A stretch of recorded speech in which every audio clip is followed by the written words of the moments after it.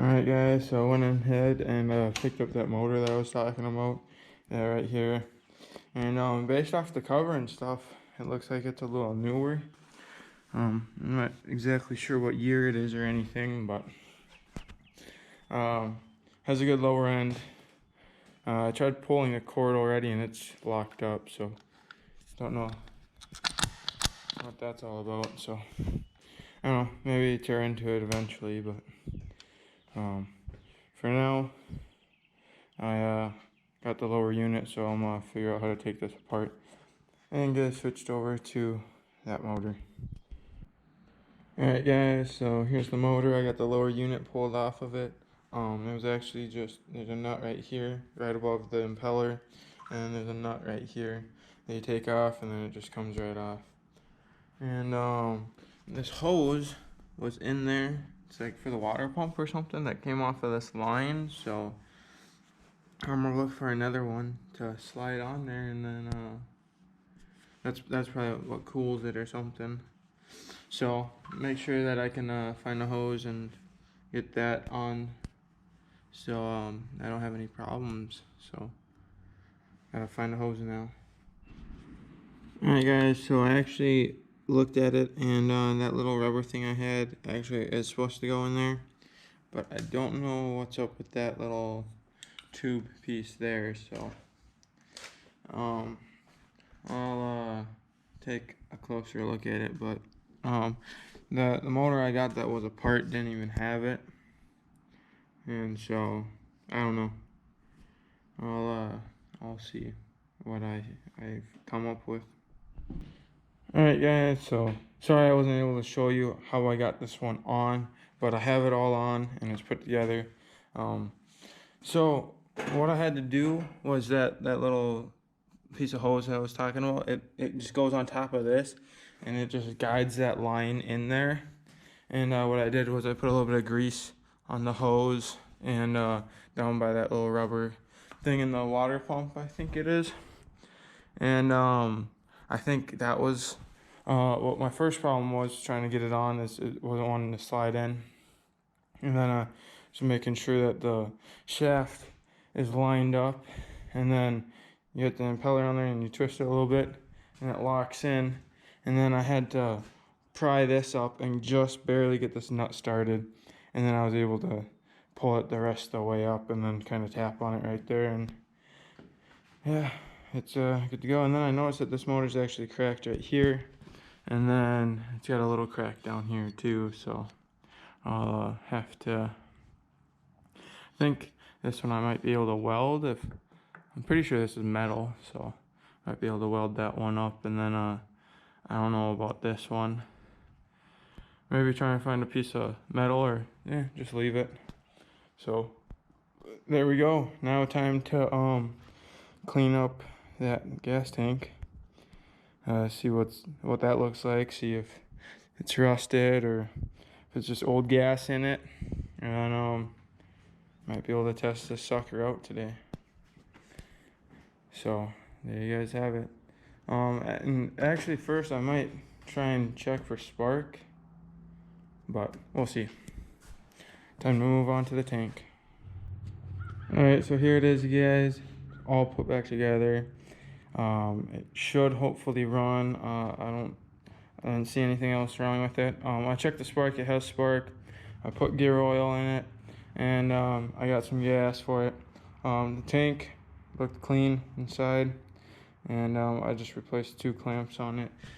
These two, because they had some crappy plastic ones on it, and it was leaking, so hooked up the fuel, and then the carburetor was leaking, so I switched it with the one over here real quick.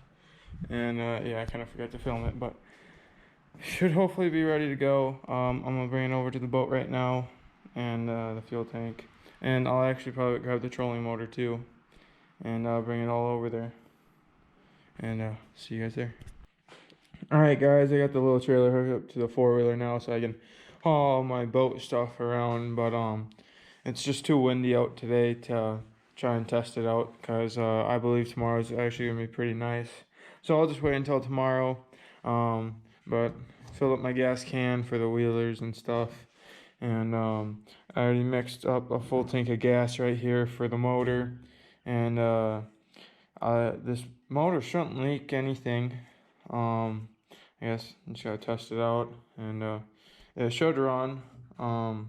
So fingers crossed. Hopefully everything's good with that now. Trolling motor works. I just don't have a battery because the boat battery that we had from one of our old boats was like 10 years old and it finally died. So that's kind of inconvenient. But hopefully this one works. So then I still got something. But alright, I'll just have to figure something else out and wait till I can get a battery or something. But there you guys have it. Got everything done that I could today. Just gotta wait until tomorrow to test it out.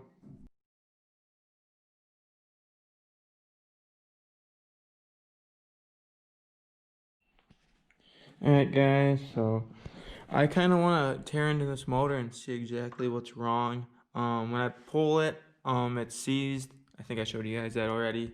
So I'm gonna put all this stuff up on the new table here because the Banshee's kind of on that one, and this one works just fine. Plus it's taller too, so it'll be nicer for working on a motor.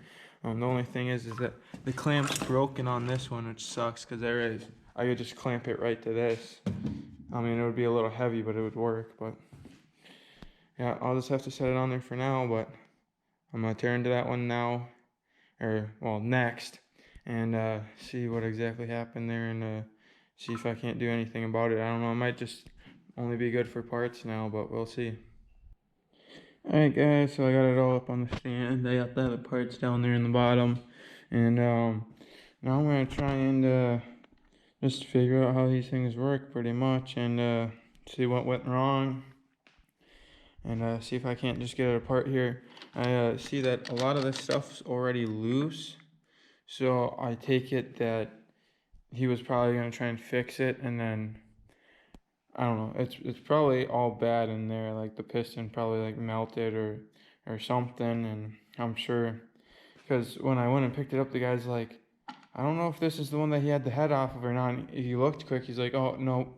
So they probably took it off and saw how bad it was, and just called it junk. But hopefully my other one gets going because of the lower unit. But I just want to see what happened to this one and see if there isn't anything that I can't do to try and rig it back together or something, or fix it cheap. But because that's how I am. I don't like to just like junk things out. I like to see if I can't fix them.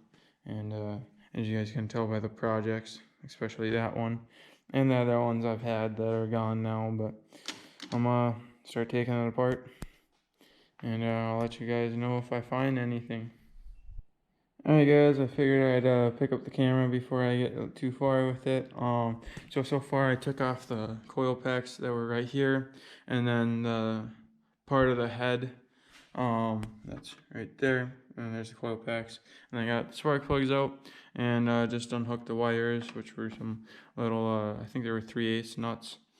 And so I got that stuff out of the way, and then I undid the 3 Phillips that held on that cover around that, and now I'm gonna take those nuts out, and I'm just trying to get the motor out of there for now and off of the rest of this, so then I can work on the motor up here on the bench, and it'll be easier to take it apart. So I'm gonna undo these and hope to get this off or the motor out or something like that. So I'm gonna do that next. Alright guys, so I got those nuts off that I was showing you guys on the bottom that were right in there, and that's actually what held the motor down. And then I just had to disconnect the kill switch right there, and it's got a vent hose right here. I just had to disconnect, and that should be everything, and should be able to pull it out now. So I'll have it on the bench here shortly.